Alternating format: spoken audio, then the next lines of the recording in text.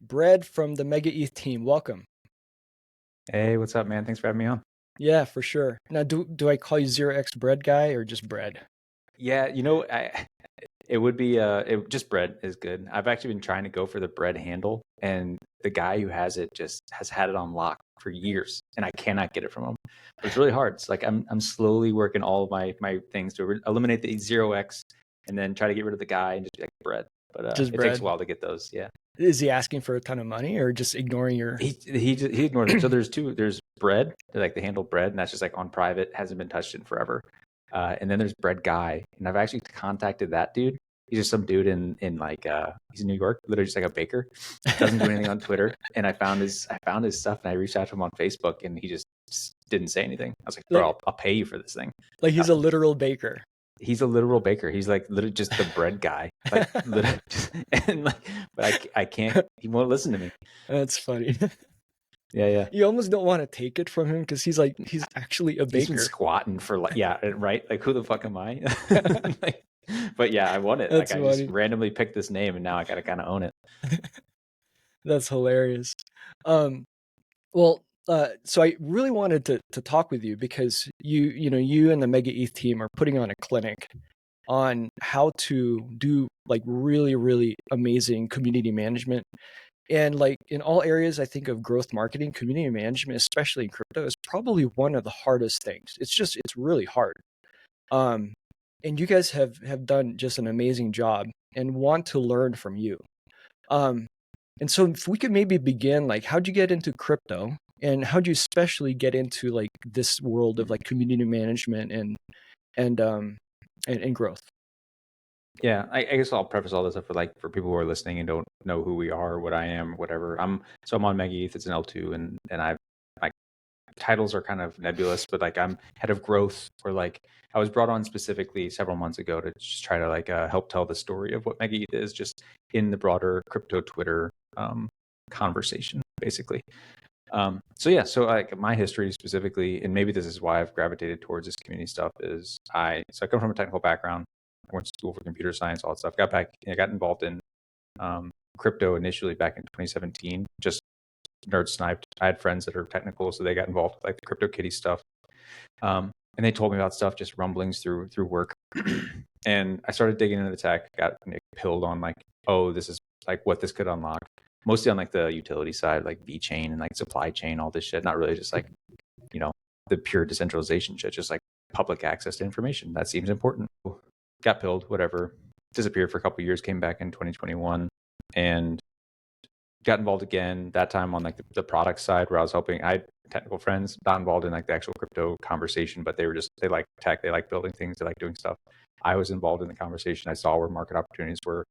We built some products like just related to NFTs, launchpads, stuff like that, just to like help people do dev work, because there was a lot of social conversation around crypto. Again, NFTs, artists, all that stuff, but no one had the technical chops to really put anything out. So we did some of that stuff. Fast forward a little bit. That was all in like a nascent little smaller chain, VeChain, the one I mentioned earlier. We ended up selling off the business just because ecosystem was dying. I lost faith in like the actual chain leadership itself, all that stuff. So we sold it off. We ended up moving on. The team just kind of just like waited in the wings. And myself, while still doing my professional job, which was I was in healthcare IT as a consultant for a really long time. And I was always the interface between super technical teams, people like writing code for like the back end stuff of these systems, and then clinical staff. It's like people that just like had no idea whatsoever about like what was going on in the background. So I had like 10, 15 years, I guess probably 12 in the end, of having technical conversations with non-technical people and trying to get the point across of like what we need from you and like what we're trying to do and like what this like, and then getting that information back to the technical teams. And I kind of just brought that to crypto, frankly. Like I spent about a year. My contract was ended the end of 2023, I guess it was. And I just said like, okay, I'm just gonna go full time Web3. I'm gonna try to see what I can do in this space. I don't have like a product I was building. I didn't have like anything I could do. I just had some runway in my bank, and was like, I want to like be able to give like full energy to this without being distracted by my day job, and frankly, like not having a balanced life, like working full time day at the day and full time at night. I know a lot of people are still doing that. So I did it. And I basically just cut up the last year, trying to be do the educational crypto angle. Like I was writing articles, I was doing long form thoughts, I was drawing pictures, I was doing a lot of that stuff of just like, this is what's going on, this is what it means to you, this is like this technical topic you've heard people say the buzzwords of like, but this is what it means in practical terms. And I kind of gained a following with that. I think I got up to like 20 something thousand followers. And then that's how I got involved with MegaETH. They came along, I saw their raise. I was writing about them anyways, just because like they technically, on a technical level, interest me very much. And I was writing about that, and I reached out to them. I was like, hey, how can I contribute? How, like, I have time now, I'm available, shoot my shot. Like, can you bring me on board? They rejected me. Being frank, she just said like, yeah, join our Discord. You could be a mod or something. I was like, that's not for me. I can't do that again. I did Discord trenches in 2021. But I kept writing about them, kept doing my educational stuff. And eventually they saw that I could command a pretty good conversation or tell a good story on crypto Twitter. And that was something that they lacked, frankly. So they came back around like, okay, yeah, like we need you specifically, or your skill set anyways. And then they brought me on full time as head of growth community, core team, whatever, first day in like early November. That's awesome. And I can see like from your early years and the kind of the patterns that you started with when you first joined crypto. If you created this educational content, and then you made it relatable to the reader, like here's what it means for you. And I can see that now, when I look at some of the writings that you have on X as well as on the blog on MegaETH. It's like I can see that.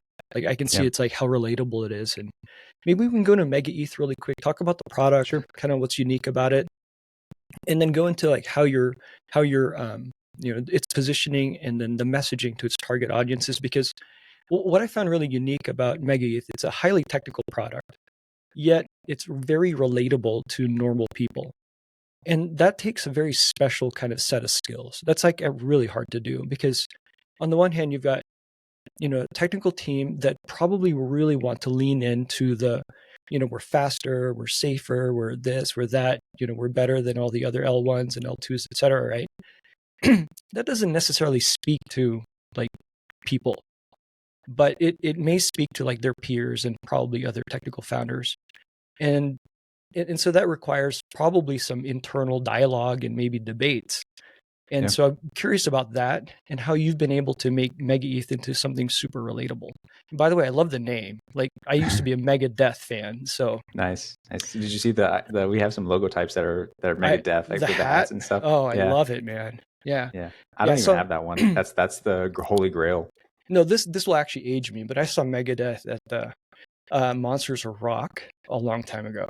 So nice. that was with Slayer. That was a blast. Nice. Hell yeah. Yeah, like those were given out before I even joined the team, and like everyone asked me like, dude, like those hats are the thing. I think there's like 15 of them in existence that were made, and like I don't even have one. I've never even seen one in person, I don't think. I hung out with one in Chiang Mai, but I didn't actually know. I guess I was seeing Amic had one.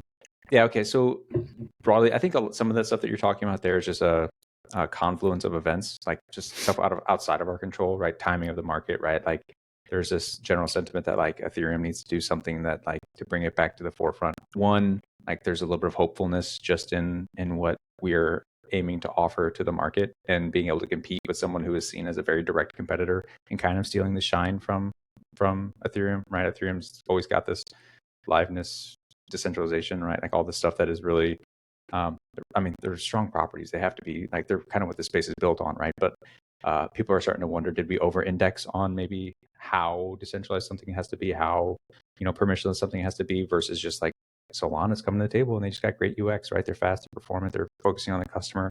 Kind of this Google versus Apple like debate going on, and this team came along and just saw what was going on. And I mean, the project's been around for 3 years, so like this isn't a recent development that like they saw Solana and said, let's do this stuff. This was something that Elong and Lei, like again, they've been doing this for several years now.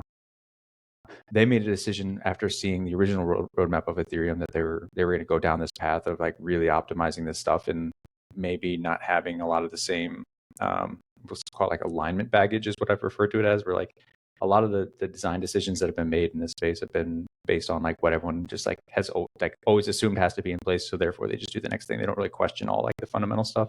And this team just like straight up looked at it and said, like, if I was going to build the biggest, baddest thing, this is how I would do it. And it would be an EVM. And therefore it's been cooking in the background. Now it's coming forward and it's giving an opportunity for a lot of people in the Ethereum ecosystem to like be proud of something, like to compete on something that is directly challenging them. So again, some of that's out of the control, timing of the market and all that stuff. But the other stuff is just like,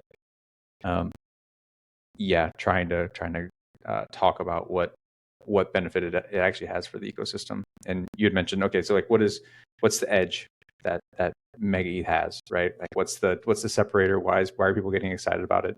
And why personally, this is why I reached out to the team to join it, because I was actually I was pretty critical of the Ethereum roadmap recently, and eventually started like coming to the idea like, yeah, maybe like what Solana's doing with like this, one giant blockchain that just kind of envelops the world, like that's where value accrues. That's how this stuff is worked. That's what users gravitate towards. And like, maybe we over-indexed on some of this other stuff. And I saw what the other chains were doing, the other L2s in the Ethereum roadmap, and I was like, man, this doesn't, like, it just feels like they're just reintroducing a lot of stuff that is causing problems that were already causing problems on the L1, and it's just not really meeting users where they are. This team came across and just said like, okay, total opposite direction. We're just going to make one giant L2 that has some performance benefits that like really leans into the architecture that's enabled by being an L2. For those who aren't familiar, like basically just the design, the singular thing that is unique to an L2 is that there's a sequencer that builds all the blocks, right? It's always been seen as this like thing everyone should be afraid of, and they should decentralize it, and they should be ashamed, and like it's always been made fun of. But they're just like, no, let's own the thing, let's make it the best thing. And it became like this conversation of me, at least in my head, of like, instead of trying to compensate for this thing, they turned the thing into a superpower, and like that unlocked unique things that could only be done because it's an L2, as opposed to like constantly trying to like work backwards to like what other chains can do. So that opened a very, very small slice. And this is where the relatability stuff comes in. It opens up a very small slice of what can be technically achieved by an L2. And that small slice is what we're like terming as real-time application that we can actually give to applications.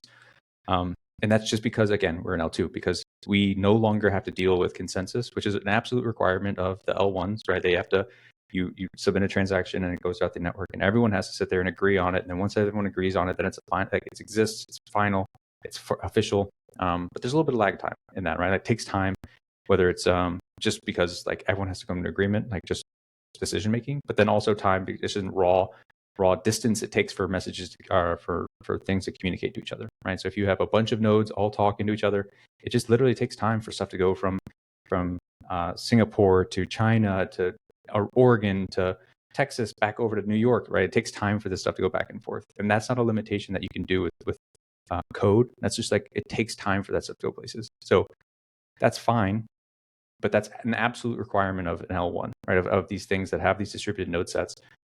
Which means that whenever you as a user submit something to the chain, all of that stuff, all these messages going back and forth, creates lag in the responsiveness of the things that can be created on your chain, right? So if you just use an example, like like the one I always use that's pretty practical for everyone, if you're NFTs or even trading, right? You submit a bid, right?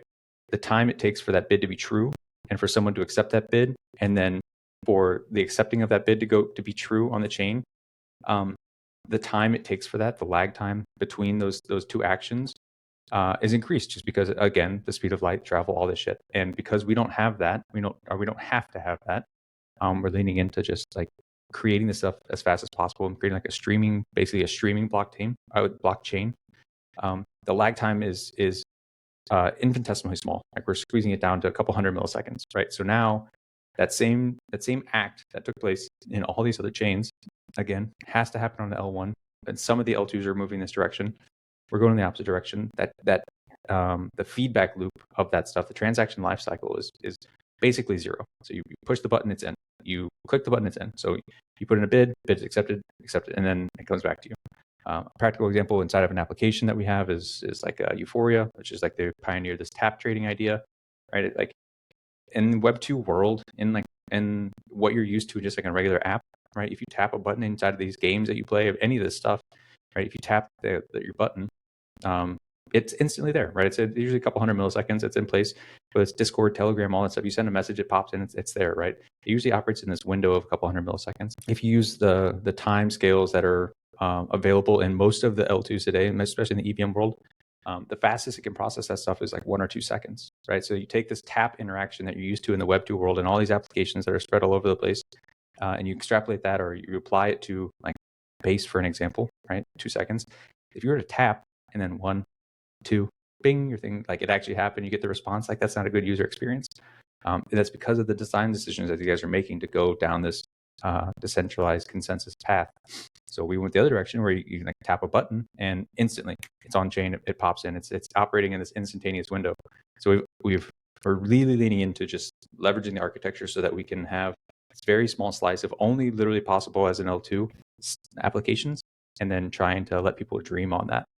We have a couple of examples of that, but yeah, we're tagging it as real time, and I think that's resonating with some people.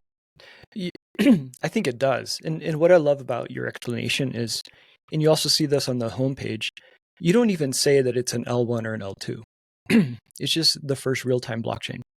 Yep. And I love that because normal people don't know what L1 or L2 is, and Right. and they don't care. They just need something, you know, they're thinking for themselves, about themselves. They have a goal, they want to meet that goal.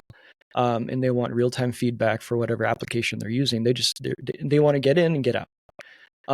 I worked at Amazon for a while, and Bezos was really big on this convenience idea. You know, he always talked about price, convenience, and there was one other thing. But he said of all of those, like price, you know, is competing on that goes to zero. Like that's a quick way to get to zero. But convenience is like a human need. Like everyone needs convenience, and you just want things easy. And once you have convenience, you kind of almost don't care what the infrastructure is behind that. You just kind of you want to just get going on with your life. And I love that at least from what I see on the positioning on the homepage, it's not L1 or L2. It almost doesn't matter. It's the first real-time blockchain, and I think that's pretty neat because you're also kind of positioning it as like the first in this category. Like there is no other category of real-time blockchains until now. And so it's like, that's pretty unique. Yeah, I think you're, as time goes on, and you're starting to see some people tweet this out. People are just in like the infrastructure social layer that, like, yeah, all these lines that are being drawn between the technical structure of these chains is really going to continue to get blurred and eventually just go away. And we're going to look back and kind of laugh at like how you're defining stuff as an L2 versus an L1 versus a whatever. I think a lot of that stuff is just a proxy of like trying to guess where value is going to accrue, which I think is like that's an important component of all this stuff, right? Everyone sees, and I think that's part of the frustration of like the Ethereum roadmap broadly, is that everyone sees there's so much energy and time and work and good faith being put into like furthering the Ethereum roadmap, you know, Ethereum, but like it's not necessarily resulting in Ethereum price appreciation directly, and that's frustrating for a lot of people because that is a proxy for success in this industry. So I understand the desire to say L1, L2, whatever, but I honestly think the lines are going to start being drawn around like high velocity chains and low velocity chains, where it's like they're just fundamentally different things, right? The Solanas of the world, the high performance, like so we'll be in that category. You know, Monad's trying to come to market and do the same thing. It's like there's chains that have these ecosystems that are really, really user facing and really, really enabling like consumer apps and can handle the scale that it's demanding of that. And then you're going to have other things that are a little more resistant, a little more, or not resistant, censorship resistant, a little more stable, a little more live, like, you know, the Ethereums of the world, right? And I think ultimately we'll start seeing stuff like that, and the constructions themselves are just going to be, you know, whatever. Yeah, I think the key there that, you know, really consumer facing apps, and we haven't really seen that. I mean, we've, Right. you know, Ethereum's known for DeFi, and some of that is consumer facing. A lot of it's kind of foundations that are, you know, transacting, and as well as individuals, but real consumer facing apps, like, you know, now like that's going to be possible on MegaETH as well as others. Um, let's talk about how uh, you joined MegaETH, and Mm. I guess what was your first kind of, as you did an assessment on like the brand and its positioning, um, what led to your approach of making it relatable? Because you could have gone the approach of, let's make it a pissing contest, like, which chain is faster and safer, etc. But instead, it's still quite technical. And it's important to get the technical pieces right so that people can Yeah. make comparisons, especially developers. Um, but there's also a really kind of cultural aspect to it that's really, really relatable. Um, yeah, tell us about that. Yeah, there's a few elements to it. So like for me, the things that I was really working to make sure get enabled is mostly just the brand proliferation stuff, as opposed to like controlling the messaging myself. Because the team actually did pretty good. By the time I came on, Rose, who's our new designer, everyone universally loves her and her arts. This like retro futuristic stuff. The decision was made by the team, being to give her basically full creative control. And like we've just learned over time, like we need to continue to lean into that as opposed to playing the stereotypical like intern vibes of just like post a Wojak with some colors and then like whatever, right? Like that we've seen a lot of that. Just do it blue, gray, purple, whatever. So we saw the community's reception to her specific art style, lean into that. So that allowed for just like a uniqueness unlock in people's minds. Like it stuck to them because it was so different. So one was just straight up design, right? And that's all credit to Rose. The second one is just making sure, and this is more around community building. Like there was a real big weakness in like iconography and like universal and like I would say like enshrined things for people to latch onto, right? It's like one, like if you're gonna have presence in CT, you have to be able to give people the ability to show affiliation or enjoy your brand, by giving them as many things as you can to wear themselves. And there's a couple examples of that is like one, trying to unify the team a little bit around like whether it's backgrounds on their PFPs or making sure that their banners have a little bit of the flair from the actual like brand design. Some iconography, like you might see in my name, I have little bunny ears, like little Sigma bunny is what we're calling it. So having that out there is something that people can wear. Again, choosing colors, mascots, stuff like that. Now we have the fluffle. So like trying to continuously push this like enshrined. These are the things that we're associated with, and then let people pick and choose the things that are that resonate with them the most, and then go forward with it. And then like the other side is just the raw technical stuff. And I think most of that just comes from one, I like talking about stuff, so like I go to explain it, and two, I actually believe in what I see. So like being open to discuss that stuff. I think doing relative numbers and comparing, like you talk about like the pissing contest stuff. I'm guilty of that occasionally because like that's genuinely part of what I'm excited about. So it's a little bit of that. I try not to do it over the top too much because it's really hard to compare without being seen as combative in this industry, and that's not exactly the vibe I want to go at. There's just like everyone else sucks. Look how big our bar is. Basically, it's just say like this is what we're trying to do in good faith, but also you can be excited about other people like doing the same thing. So I think that resonates a lot. Frankly, like this founder-led marketing of like having the conversation in open public of just like this is what we're trying to deliver. These are the pros. These are the cons. Being honest about both of those things, and then being willing to have that conversation with other people about their products too, because then it shows you participating. It shows like where you can come in, your general thesis on the landscape, right? Because whenever you lay out your thesis of like why you do or do not agree with someone else's stuff, then it allows other people to say like, yeah, that resonates with me. Yeah, I agree with that. Yeah, that makes sense. And then, or this guy's dumb. Well, either one of those two things. But like dumb, but I can see his thesis, right? He's clearly thought this stuff out. And having that stuff out in the open allows people to rally around that and embrace it or take it on themselves, maybe tweak it a little bit. You just have to constantly make sure that you're putting out the information so that other people have the ability to pick and choose the thing that makes the most sense for them, because they don't really know what they don't know, and they're not as close to the metal as the actual team itself. So it's something that I've been harping on pretty hard within the team of just like, we have to continue to create content for others to see and choose what they like or don't like, whatever. And then it allows like other content creators and stuff to create stuff, put their own spin on it, tell a story, do all this stuff.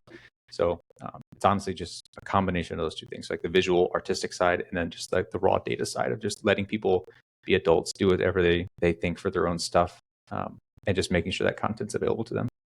If I could maybe probe a little bit on two things. You Sure. mentioned about the team. That so what you're describing is kind of becoming known now as like team-based marketing. Yep. How do you deal with the situation where a team member might be have a large following and they don't necessarily want to associate their personal brand with their employer's brand? Mm. I've actually seen that situation, and so how do you deal with that? Yeah. So for me, I haven't seen the situation of like people don't like. I think what you're talking about or referring there is like people are afraid they're going to be seen as a shill, right? Is that kind of Well, this situation specifically is this person's personal brand is bigger, much bigger than the project's brand, interesting? this person kind of became like a KOL and actually started getting paid, and Yeah. so he didn't want to necessarily associate his brand with his employer's brand without getting paid for it. So I mean that's fair. Like so I joined the team, right? So before I joined the team, I was doing the KOL stuff, and I had a couple of sponsored posts, trying to make it as honest as possible, where like my angle was educational stuff. So I would work with projects of like, hey, you want me to educate on your protocol, and it's something that interests me and maybe interests my fan base, which is just like our following count, which is people that genuinely like are intrigued by the tech and sometimes want to read that stuff. Um, I think there's a way to do that pretty easily, where you just like are honest and transparent of like, I'm working with these guys to do this stuff, whatever. The transition from like sponsored stuff where like your brand is maybe bigger than a protocol and they're paying you to talk about it, versus like in a one-off instance, versus I am an official, like I'm on the payroll and I'm part of the team, and like it behooves me to grow this brand. Like I think those two things are separate. And in that second category, which I find myself in now as I came onto Mega, like the balance I'm trying to strike, is just that I think there's two elements to promoting something. One is just like one raw interest that you have in the protocol and want to talk about stuff, but also Twitter is a game, and I'm going to speak primarily about Twitter because that's where like a lot of the brand growth is in crypto. Primarily with Twitter, I think it is incredibly important that brands do not isolate themselves to their brand.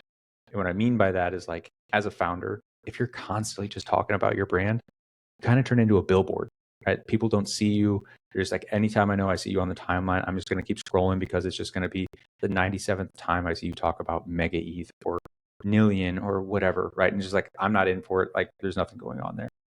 And you create a little like echo bubble of yourself and just like the people that are trying to basically farm your protocol, right? Just those people are going to keep interacting with you. Some people have genuine interest, but like largely it's just like you create this little isolated bubble, and that's not good for growth, both for the brand or for you. So what I encourage and what I practice is, one, there's no way these people being people affiliated with brands, are only interested in just their brand, right? If you're in this industry and you only give a shit about your protocol, like I question whether or not you actually like care about the tech, right? Like I'm here, I'm helping build MegaETH because it's genuinely something that I'm interested in, but I'm also interested in just like L2 scaling, value accrual, data availability, like Solana as a L1. Like I'm interested in so much shit here, and it's important to me to one, continue to talk about that stuff because it interests me, and that usually comes through in your content. And then two, it's like that's key to growth, right? So if you think about how Twitter works, if I or you or anyone interacts with a post, right, whether it's a like, a retweet, a follow, like whatever, or just you stop to read it for a little bit, you're likely to be fed more of that stuff in the future from that account, whether or not that content is related specifically to your brand. So like for me, again, specifically, like I had a post over a couple of weekends ago, a couple of them, right? I saw a debate between Solana and Cardano, and I hop in the middle of it and I drive the conversation by doing a research of the two, comparing the two, saying this side's dumb, this side's smart, whatever, give my opinion on it, right? And through that interaction, because I'm now in a conversation that is outside of my little brand bubble, I get interactions from Cardano people because they agree or disagree with me or whatever. They value my stuff. I get likes and retweets from Solana people because they see that stuff. And so, one, I get a little bit of followers from those. I get interactions from all those people, whether they're actually interacting with me directly or responding in my comments. And then later that day, I make a post about Mega. And because those people touched my thread in some capacity, now they're being fed Mega stuff, right? Just after that, right? So whether or not they actually know about Mega, give a shit about Mega or whatever, that's a separate conversation. The algo is serving me now by feeding my content to those people, right? Maybe it doesn't work the first time, but if I do it again and I say in the conversation because it genuinely interests me, which means my content is likely to be good, it happens again, right? So my 3 days later, I do the same thing. I talk about Solana scaling compared to Base. People start interacting with me, doing whatever, because it's general content that interests those people already, because they're in Base, they're in Solana, they're in whatever. And then my next post is about, MegaETH eliminated gas limits. Like, boom, we got rid of it. It's pretty sweet. Now that's fed into their algo, right? It's going to hit up on their feed. Again, maybe this time they interact, maybe they don't, but it's still there, right? It's still brain presence. It's still mind share that grows for them. So I constantly reiterate, like, yeah, this founder-led, team-led stuff is important to, one, be human and connect with people, but two, don't be afraid to diversify your content and don't be a shill all the time. No one likes that. And again, naturally, our brain just kind of starts turning that off. I notice that of myself. I see other people and I go, like, man, I'm just going to keep scrolling. I don't even want to read this because I know he's just going to go into something about like why his app is super cool, and I'm not interested. I'm not. And for that reason, I don't pay attention at all. I don't even give him the chance to like read his content. And I try to remember that and think of like, I want to avoid that for myself. And yeah. You, you bring up kind of two things that I think are really important. This whole idea of like tribalism, like you don't play into that. And what I see in your description of, being in conversations that are kind of outside of your bubble is genuine curiosity. Like if you have genuine curiosity and you are okay talking to other people and having conversations and being wrong, I think that's important. Yeah. So this idea of being vulnerable and being wrong, and that's totally okay. And people see that, and I think that's I think a lot of probably why you've been so successful in the growth game for MegaETH is you just things you practice that are kind of foundational. Like you're curious, you're okay being vulnerable, you're okay learning from others that are not in your bubble. You're okay seeing like the good things in other chains and other ecosystems that others within the Ethereum ecosystem might kind of rub their nose against, or not against, but at. And and that's awesome. And it comes in a world down covered with bots these days, like that's even more important, right? You see every tweet comes out, you have 65 bots instantly responding with slop, and you're just like, man, I want real people. Yeah. You mentioned about when we were talking about team-based marketing, and also content and like being adults. Internally, do you guys have like a content calendar, content pillars? Like how do you manage that? What does that look like inside of MegaETH? Yeah, so I'll say we loosely pull in the same direction, but it's very fluid. Not like, and I think that's also another thing that you can just like play into this stuff. Where like I know outside, or from the outside, it might look very super structured or like planned. Like, oh, they're grandmasters of just like pulling strings. They got it all nailed down. It's like we're just trying to do our best, and none of us have. Like I'm from the tech industry and I tweet a lot. Like I don't understand brand strategy. I have no formal training in like how to like do this stuff. It's just like I like tweeting. I kind of do some A/B testing with my own work and see what resonates. And then if something resonates, you kind of keep going with it, and being open to feedback, right? So like you do some stuff and you go, man, that's just not hitting. Why is that not hitting? Like, okay, we need to. Bing's actually really good at like sweeping narratives of like, okay, I think we should focus on like trying to talk about certain aspects, like get a little bit more technical. Like we feel like our vibe has been a lot of really shitposty lately, of like, or it feels LARPy. Like we're feeling a little LARPy. Let's see if we can do something to try to recenter. And like that'll be the high level goal, again, without like specific content strategies outside of like, oh, Mondays we do a shit post, Tuesdays we do a technical drop, Thursday like we don't have any like formalized structure on that. We're working on it to see if like we can build some cadence, but mostly it's just like vibes, announcements, and do the best that we can to juggle all this stuff, because none of us are formally trained, and we don't like. I think whenever you force content like that, it can also come through hollow. So like usually when something is relevant or something like feels good, being able to like pivot into that, or like if you're, I'm a big advocate of whenever something incites emotion in you is when you should really lean into it and harness that into a post, whether it's a long form post or a short form post, whatever. That's typically when I, as a writer, am most inspired and like my stuff hits the best. And then again, being open that like, yeah, like no one knows. So like saying that even is like, I'll throw out tweets every now and then. Just like, dude, they're just trying to figure it out. No one knows these answers, and there's no template for this stuff. So everyone's just trying their best, and people sympathize with that. Yeah, but nothing formal. No, it's just all kind of go with what the vibes are. And I like that Bing is involved and gives advice, and hey, we're going too far down this road. Let's maybe try a different way. Does Bing provide that kind of feedback like pretty often, or how does that work internally? Yeah, it's honestly just like everyone kind of pitches in. Like I'm not too prideful to say that like, I don't know what's going on. So usually whenever something happens, like I'll throw out tweets and, the team will come together and say like, oh man, like not the vibes we want. Like we feel like maybe this is too antagonistic or this is whatever. And no one is right or wrong in that situation. It's just like, why do you feel that way? Right. So that then we have that discussion. And usually that's what happens whenever she brings that forward for any of the content stuff, whether it's broad, like weeks on end, like, okay, I think we're too far down this path, or if it's just like a singular tweet that happens and we're like, okay, that one specifically didn't feel right. She'll say, hey, let's like, I have a strong opinion on this. Okay, why do you have that opinion? What makes you feel that way? And I usually do that to dissect the emotion that I invoked or we invoked through tweets to try to figure out like how the rest of the market might interpret that stuff, or what's going on. But I would say it's probably a weekly basis that we try to just sit down and say, okay, what's the best step forward? What do we feel like we're lacking? Where can we pick stuff up? That's pretty cool that the founders are like involved in that. Yeah. So MegaETH had an NFT launch recently, Fluffles. Yeah. And the mechanism design is pretty unique, and I do want to talk a little bit about that. But I believe there was some crisis management that you guys had to deal with, for sure. and would love to hear about like the learnings that you guys had. And whenever there's a crisis, that's also an opportunity to grow the community, strengthen the community, which I think you guys did. And so I'd love to hear kind of from your perspective on kind of like what the crisis was, and then the crisis response to it. Like, how'd you guys respond? Yeah, so again, listeners who haven't like partaken in any of this stuff, the background is, so we're an L2.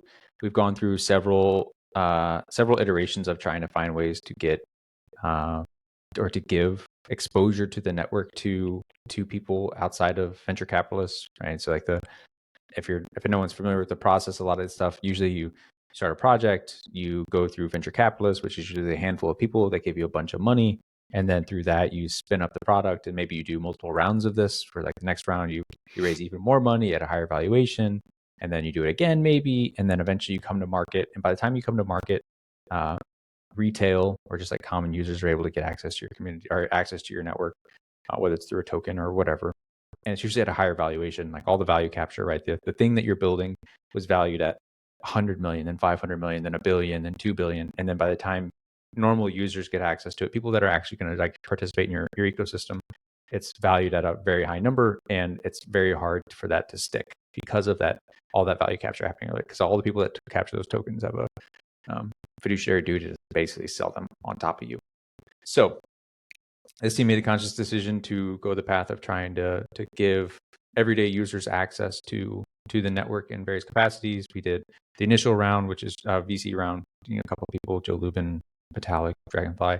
They did a second round of raises. It was 10 million from Echo. Echo is a platform for accredited investors to be able to invest in projects. Again, $10 million, like 3,200 people got involved. And then the Fluffles was another mechanism, an extension of the Echo round. And it's going to be 10,000, but this first tranche was 5,000 NFTs. Each one cost 1 ETH. And we promised, like right up front, right, like these things represent a percentage of our network, right? 5% with the ability to increase over time. So the team pretty painstakingly went through the regulatory hurdles to be able to say that outright right up front, right? So that was the goal of this. So that's the landscape. That's what the fluffles represented. Now, the implementation of that is the fun part. So I've been in tech for a long time, right? I've managed a bunch of projects. That was basically my role. Even though I was doing technical stuff, I was coding and some stuff. In my previous stuff, it was largely project management. Like I had to sit there and juggle everyone doing their stuff and track people down, like do your shit. With this, it was managed by an external team. So a lot of the actual product itself was built by them. We were just overseeing it. And I would say the pain point that we had was just that there's very few things that you can do in the pipeline of getting the stuff ready that hold you to a deadline. And for us, it was the tweet, right? The announcement tweet. So firing that thing off with the 7-day countdown in the thing means like, okay, we have 7 days to get this thing going. So where the pain came in is just that because the team that we had contracted had a lot of experience, we trusted them. They were, giving us good reports and stuff, and then sent out that tweet. And yeah, it wasn't in the shape that, we were told. So like going through that process, getting ready for the 7-day countdown, was realizing like, man, this thing needs a little bit more work to deliver the experience that we're hoping for and that what was promised in the deliverables. So we started grinding to try to knock that stuff out as fast as we could in that 7-day window to try to shoot towards go live day. And we did the best we could. We had to pull people from the engineering team, like internally, right? People that are actually like building the chain had to come in. Like even our founders had to help out, right? So Elong had to actually manage the smart contract, do some stuff, right? So we did what we could to patch it up and get it up to snuff. I would say the crisis management situation there and like how we specifically, what we learned from it and the angles that we took was just like one, feedback from the community, right? We would say our plans for something and we get a pretty big uproar right up front, just like, bro, you're gonna have a gas war. Like that was the biggest one right up front because it was on mainnet Ethereum. I'm like, yeah, like we don't want that. They have good, like the reception was much higher than we thought. We didn't think there would be a gas war with our initial plans, but because so many people were like, we want this thing, we're like, it might lead to a gas war. And we don't want an other side's moment because then you're evaporating money and like for no reason. So we're trying to avoid that, trying to take good feedback, just listening to people. Like again, people just like feeling a part of all these processes. So if you can be open to that stuff and like genuinely be receptive to stuff, genuinely implement these plans, show that you're listening, showing that you're opening that stuff, showing like just again open to being wrong about stuff. People like that you're flexible and like you're not just pigheaded and like stubborn or whatever, right? That bodes well for the future. So we implemented some stuff, try to like set them some things to mitigate the actual gas war itself. And then after the fact, two, like just the general learnings from it was like one, yeah, be cognizant of the key events that set off the timers that really make you have to like even go into crisis mode. So like one, being cognizant of that and making sure that we're really focusing on it, and sending that stuff out only whenever it's required. Two is the unexpected brilliance of doing an NFT for this. If you look at our initial post for the announcement itself, I think it got 3 million impressions is what it landed at. All right. So it went all over the place. And that is solely because of what it was, the vehicle in which it was meant to be deployed in. Right. So like, again, you hear about what it was meant to represent, which is just an investment opportunity, percent of the network, like all that shit. Right. But it was packaged as an NFT collection. And some people just saw an NFT for selling for 1 ETH and they're like, these guys are scammers. Like we don't need another PFP collection. This is in 2021, right? They didn't know there was an L2 behind it. They didn't know there was a team of world-class engineers building this thing for 3 years. They just saw bunnies for 1 ETH. It's a PFP collection scam. And it drove a lot of conversation. And it was great because like we pierced so many social circles that we never would have gotten into previously, right? So like people, just as an example, right? Like someone from, his name is Mad Vincent. He's a guy from the Mad Lads community, which is a PFP collection, NFT collection on Solana, right?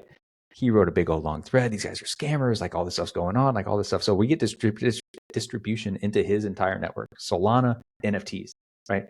Ethereum L2 doesn't belong in that conversation, but we're getting distribution into that stuff because he's talking about that shit and like going on his spaces, doing his stuff. And then because like there was substance behind our stuff, right? Is like, oh, he's like, I fucked up. He's like, this is actually pretty cool, and it's actually pretty good, and like there's all this stuff. So it pilled him, or at least baited him, because it was a PFP. It was something that resonated with him, and then it made him do more work. And then, like day later, he's like, I fucked up, mea culpa. Like, it's actually really cool. Can I get allo? Can I get in? Can I get a whitelist? Whatever. So like we get the whole journey through there, and he's just telling that story, which I appreciate, and that, like, that's amazing for us, because like that's someone who was actually willing to like say that and do that stuff. Like that's a good signal for us. It gets distribution. So like, yeah, that was the unintended brilliance of the package that I did not realize would be so impactful, but turned out to be really effective. That's awesome. I mean, turning a detractor into a promoter is, I mean, that journey creates like really, really strong promoters. And that's pretty awesome. And the fact that it was soul bound, that probably created a lot of, a lot of controversy, but it's like, there's a story behind it. And this allowed you to tell that story. Here's lots of communities that that MegaETH would normally not be in, like the NFT communities. And so that's pretty awesome. I think that's really, really cool. Yeah. Like I said, it was unintentional, but now it makes me think about the future. Because like, again, I'm not a professional in marketing or doing it, brand growth, whatever, but I try to take note of those things. And like, that's something I noted, like, okay, how can we remember that and utilize that in the future? Right. Remember this moment and try to package it. That's awesome. So you have a bunch of questions. But I want to first start with this. You're a pretty humble guy, and I'm going to read this, and this is going to probably put you on the spot. So this is from Alex on Chain. He says, every team is going to want to hire their own 0x bread guy. He and the MegaETH Labs team have put on a masterclass recently, showing how deep and impactful community management can be. So we don't know what he's thinking, but I'm curious to know, like, what your thoughts are when you see things like that. Like, how does that make you feel? What are your thoughts? Yeah, I mean, so I'm obviously appreciative. The thing that is always tough for me in these situations is like people say, like, I don't feel like I'm doing community growth, if that makes any sense whatsoever. I'm just like, I feel like I'm just trying to be a good person and talk about like the stuff that interests me, right? And like that, I guess, is translating to people gravitating towards it. I like the things that I do for growth, right? Again, I just think I'm being a good person is like, I see people, smaller accounts that are interested in the project. I make sure to reach out to them. I make sure to say, hey man, I want to make a home for you here. Let me know if you have any content that you're spinning up that like you want me to review to make sure it's technically accurate or whatever. Like, I'm here for you, trying to be open, trying to be available, trying to like have that personal touch. So like I do some of that. But I don't think that's like a direct initiative to like grow the project or like grow the community. It's just trying to be a good person. This person is trying to genuinely show interest in something that I'm a part of and contributing to. I want them to be armed with the right information because, one, it behooves me because I want to make sure that the information put out for us is genuinely accurate, right? I want to make sure that the story is told in the way that I want to tell the story. So one of it's a selfish endeavor on my part, frankly. And then the other side of it is just like, hey, there's a lot of good people out here trying to do stuff. And just because like they didn't write that one viral tweet that got them a bunch of follows one day, like that doesn't mean their quality work isn't great. So not being afraid to like amplify those people and build some mega native people, I think is something that I think all of us can do. And that actually comes from Bing too. Bing's really, really, Bing, actually the whole team, they're all awesome about it. Ishan Heisen, he's been helping grow the community before I came on. It's just like trying to go against the grain in the sense of just like the fake farmy stuff and just like incentivizing people with money or whatever and trying to incentivize them with connections, with like genuine human connections. And I guess that's going far. So yeah, I'm appreciative, but I don't feel like I'm growing a community so much as I'm just trying to be a good person building something. Well, the outcome is certainly you're growing it. And what I love is you guys are doing it in a non kind of manufactured way. I mean, your approach of just being a nice person, this white glove approach that's pretty unique. In crypto, there's a lot of, you get all sorts of people, right? But you don't see a ton of like genuinely like nice people. And I think people see that in you, and they gravitate towards that. And it's awesome. It really is. So you have a bunch of questions from the community. And so I want to, do you mind if I read a couple of these? Yeah, please. Okay. Yeah, open book. Some are marketing related, some are not. Okay. I'd love to hear, well, let me see this. Okay. Mascot marketing. MegaETH has adopted the bunny as a mascot. It would be great to hear the thought process in choosing a mascot, what role the brand mascot should play, and how their strategy compares with other projects. So the bunny itself actually just comes from Lei. So Lei's one of the second technical co-founder. Elon started it. Lei came on after that. He just loves bunnies. So like, it was just like he just chose it. So like you might see if anyone follows his account, you'll see every now and then he'll just literally just tweet like little rabbits every now and then, like pictures of rabbits and just like whatever. So that's honestly just like one, he liked it, and then two, we just leaned into it like rabbit speed. Okay, cool. They're fast little things, so it kind of works out, and you just kind of snowballed from there. And then we're actually going to like, this is something that I've been working on ahead of the NFT launch. I was focused on pretty heavily. It was like, okay, this NFT is going to come, right? And we were building out the Fluffle, right? It's a little bunny PFP.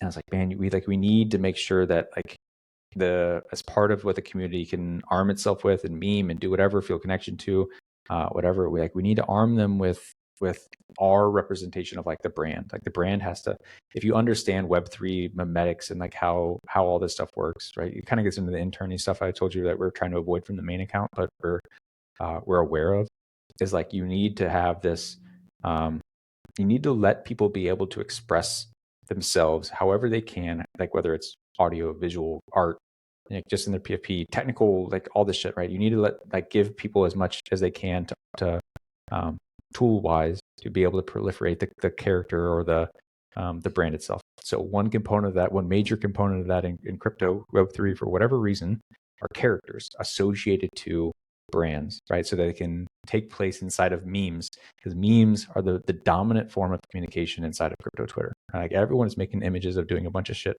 and they're funny. Whatever reason, like they're sticky. So we need to come up with a playful representation of the brand in the form of a character that other people can inject into whatever they want, whether they're making GIFs or they're just transposing it onto an existing meme, whatever. And with the Fluffle coming, I was like, we need to have a representation of us specifically, right? Because there's a bunch of characters inside the Fluffle, and like you can't just choose one because it's someone specifically. So like we need to have one that is the Fluffle-ish and represents us specifically, so that people can take that and go have fun with it and just do all this stuff, so that the ecosystem can know this meme, even though it doesn't have a MegaETH branding on it, it has the MegaETH character, and therefore it allows for our brand to proliferate. So that's actually going to be revealed this week. We have two of those that are going to drop. Two of them is the secret, so like maybe by the time this airs, people will see it, but it'll be the Fluffle character, but we're doing a little Mario Luigi style thing. So it's actually going to be two of them, like a dominant and passive character. So those will be dropping here this week. I've been working on the background to make sure that like whenever that drops, we have a bunch of stickers, have a bunch of emojis, have a bunch of whatever, so that all hits at one big wave and people can just go have fun with it. That's awesome. Last question. What is your favorite tattoo? Have you seen what I got? There's a picture of you and your girlfriend, your whole body, I think, except for like your left leg, I think, is like fully tatted. I'm working on a bodysuit right now. So like my left arm is clear, but my right arm has a 3/4. Both my legs have 3/4. I'm trying to get 3/4 all four, and plus the full back piece. Wow. Yeah, so I've been working on it for a long time. I'm hoping to have at least the bodysuit done, or the legs done this year. Yeah, so like, I guess if it counts as one tattoo, like I'll just say the whole thing is fine. The weird thing that about having as many tattoos as I do now is that there's like certain angles that you like of the same tattoo versus like the rest of it. So like I can, like, looking down my left leg is just like, it looks pretty. Like looking down like the outer left side of my left leg is pretty, and I just like that angle more so than like, I don't know, if I'm getting ready to take a shower and I see like the right side of my body, it just doesn't look, I don't like it as much. So it's kind of weird. I can't even tell what it is. But I like looking down my left leg is my current favorite. Awesome.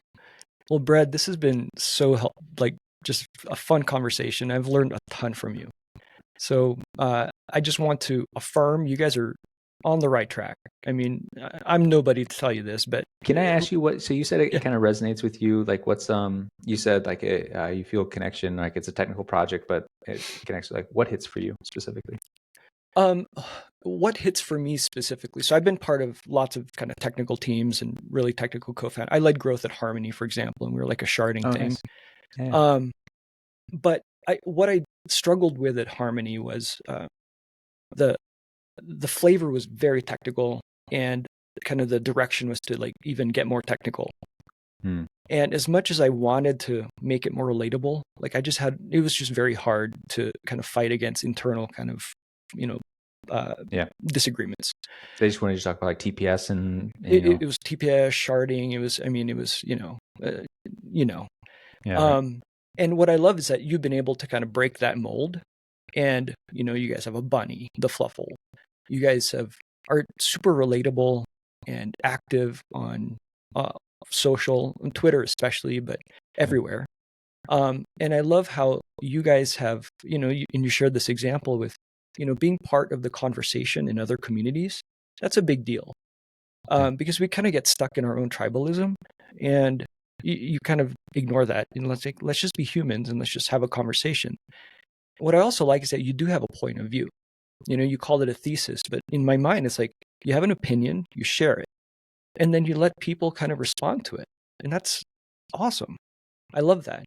And it's kind of not, there's this whole debate in the Ethereum community, right? And Amin has kind of talked about like, Ethereum Foundation is credibly neutral. Yeah. I think we need to have a strong opinion. And then we defend it, we learn, we improve, we update our thinking as we get new information. Like that's kind of like normal learning. Yeah, right. And I don't see that kind of common sense a lot. And I see what I see in MegaETH is a lot of common sense, and it just resonates, and it's just like just it just works. So I don't know if that answers your question, but it's It awesome. does. Yeah, I think the commentary that just everything's broadly been unopinionated, and like even as simple as L2s are not competing with each other, right? Like everyone, like the alignment or like the soft stuff is just that like people see a lot of that and they go, man, like that's like it doesn't feel true, right? Like you're telling me this thing, and like I get we're all trying to play nice. The political answers to say we're not competing, but like, is that true? Like you're very like you are, right? And not being afraid, but like the reason that people are saying, oh, we're not competing is because it's like seen as like this naughty thing, but like it doesn't even have to be a naughty thing, right? You can acknowledge this thing exists and say like, but we're all better for it. Like we're competing, yes, but like good luck. Like I talked to ZK Sync, I talked to Jesse at Base, I talked to these guys, and I'm like bros, like you know, our theses are different, which is fine. I hope you guys do the best. I hope you beat us because that means like, you know, someone was building in the correct direction. But like I think you're wrong. I'm going to try to prove you wrong. May the best man win. Right? Like that doesn't inherently have to be a bad thing as long as you're not misrepresenting each other, as long as you're not like being malicious in any way. Just like it can happen, which is whatever. Some of that stuff will like blur with competition. I get it. Like it's hard to like always be that way, but like yeah, man, like there's just this like general malaise that has kind of rolled over a lot of people in the Ethereum ecosystem. That's just like, man, like everyone's trying to play this goody stuff, and it's just like we're ready to kind of win. Like we're ready to try to like just straight up say like I'm here to like compete with Solana, with maybe even some other L2s indirectly, but like you know there's nothing wrong with that. So yeah, I think being opinionated is something we pride ourselves on. We're making an opinionated choice in our design, saying like, look, man, everyone's going this way, we're going the other way. We think that's the right call. Like, we'll see who wins. Yeah, and just like playing out the thesis. And I think it'll work. I mean, like putting a stake in the ground, having an opinion, a position, defending it, but then like being open to kind of new information. That's just like, like I said, it's common sense, and Yeah. it's also rare. Like you don't see that a lot these days. I see a lot of hedging, like of, we're trying it this way. It may work, it may not. We'll see. Yeah. Rather than this is our position right now, and we think it'll work. We hope it'll work. If not, okay, we'll figure it out. And so I see a lot of hedging versus kind of actual points of view, and I like to see more kind of, more projects with balls. Yeah. So Yeah. DeFi Dad just did a post with a pod with being in the same sentiment. We're just like, I'm tired of it, man. Like just compete. yeah, we need that war mode, right? Yeah. So Brad, thank you Yeah. so much, man. This was awesome. Yeah, it's a pleasure, man. This is amazing. Cool. Thank you.